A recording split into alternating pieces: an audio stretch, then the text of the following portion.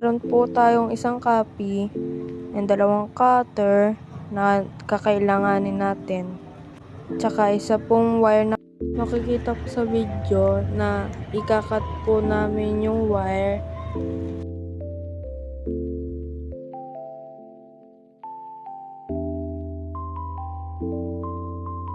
So dito po, babalatan na po natin para po makita na po natin yung mga cables sa loob. Dapat po i-twist natin ng mabuti para po matanggal yung pinaka-yellow. Katapos po nyan, magsasama-samay na po natin yung mga cables na naka-assign according sa colors nila. Dapat po magkakatabi mga kulay para po gumana mamaya pag tines na. And then po magpuputol po tayo ng kaunti para po magpantay-pantay sila. Tapos ikakabit na po natin sa RJ45.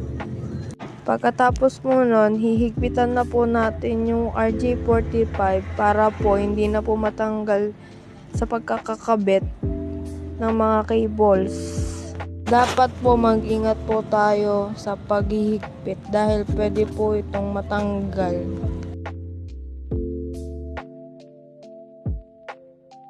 I-assemble po natin according sa colors and then po dapat po pantay-pantay.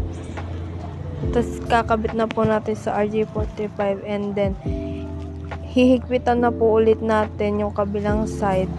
Ganon din po, dapat po maingat tayo sa pagkakahigpit para po hindi siya matanggal ulit. And then, ayan na po yung finished product. Tapos itetest na po natin sa tester kung gagana po. And then, ayan po yung ginagawa namin para matest. Tapos ayan po, gumagana po siya lahat. Kaya pwede na po yan.